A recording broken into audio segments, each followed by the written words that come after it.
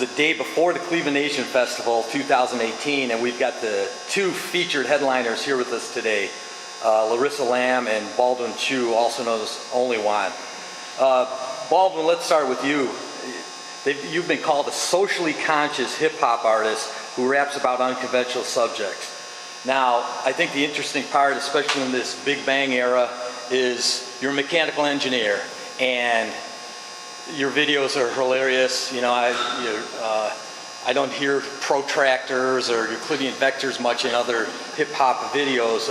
Tell us about the mix of being a mechanical engineer and a hip-hop artist. Well, hip-hop is about being real, right? So as I was growing up, as I continued doing hip-hop and music, and I went to college and I decided to go into engineering, my realness was really that I became an engineer. So if I'm going to rap about real life, then I'm going to start rapping about being an engineer. And I wanted it to bring a fun element into that world, that career that I had chosen to take. And so people at work started calling me like, hey, you're like a rapping engineer. You're like a lyrical engineer. I was like, oh, I'm writing a song. And so literally I started writing music in a meeting room before people started coming in. I was writing songs about like, oh, 6 a.m., gotta get out of bed, got this funny feeling coming straight out of my head. And so, because I was wondering where were all the people in my meeting. They told me to come into this engineering meeting first thing in the morning and no one was there. So I started writing about that. But then I wanted to make things fun. You know, I really enjoy humor and hip hop, and so I wanted people to take a lighter look at what engineering was. To be serious about it, yet have fun with it, and let people know that, hey, artistry and engineering go hand in hand. The best engineering is from artists, and the best artists that want to create something have a great engineering mind because they can put it all together. And I thought, you know, we really need to combine the two together. That's the way it was when we first started, engineering and artistry. So that was really my inspiration, and I just love both worlds. And Larissa, you're an award-winning singer and writer and producer, and just about everything out there. You started in the faith-based or praise type realm. Can you tell us how you got started and where that came from? You sound so good. I should take you with me everywhere to do my intros. I actually started as the chief financial officer of a record label called Ensel Records.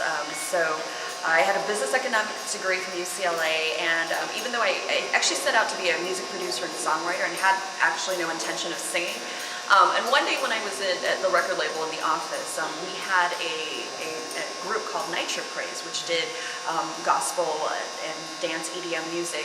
They needed a replacement lead singer for a tour because there were 4 singers and their lead singer dropped out, and so they happened to turn to me. I was the CFO, again, in the office doing accounting and business, and they said, hey, Larissa, can you go on this trip? And I thought it was going to be a one-time thing, and I ended up going and touring with the group after that point for the next 2 years while running the record label. So I actually ended up picking up the nickname Singing CFO. But it was an amazing experience and really trying to inspire youth. And some people would go to church and think church music was boring, and at the time, like, this was very cutting edge EDM stuff. And so think of dance beats going under your favorite Christian praise and worship songs. Let me ask both of you, and I'm expecting there's different answers here. Who are your musical influences that helped you create your own personal styles? Well, my first hip-hop influence, well, I'll go even further back, Bach, because I'm actually classically trained in playing viola.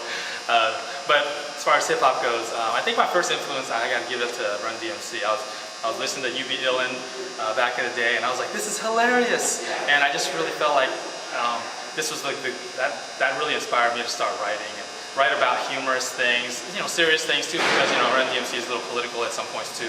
And I just felt like there's serious matters that we could really portray through music and hip hop, and you can have fun with it as well. So early on it was Run DMC.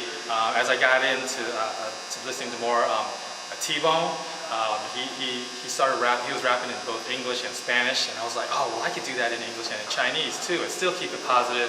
And of course, DC Talk, they were big influences of mine as well, just to keep the music positive and fresh. And I just felt like hip hop should be something that could be brought out and used to bring out good in people and inspire hopefully good things in this world just through art. My musical influences really run the gamut. I listened really early on to a lot of, classic soul like Aretha Franklin and Stevie Wonder, so that played a big part. Jazz is one of my favorite genres, so Ella Fitzgerald, Billie Holiday, those types of singers, you can hear a little bit of influence vocally, and even like 80s pop stars like Madonna and Whitney Houston, Pat Benatar were big influences on me. I think, more importantly as a songwriter, I'm a piano player, not nearly as good as the people that I'm about to list, but Elton John and Billy Joel were huge influences on me, especially Billy Joel, because I remember seeing on his credits, it would say words and music by Billy Joel, and I was like, I want a lyric credit and music credit, and so since I write both, that's kind of how my albums are always listed as words and music by Larissa Lamb, as an homage to that. But I also love artists like, Alicia Keys and John Legend, with a lot of that R&B flavor that have influenced me as well.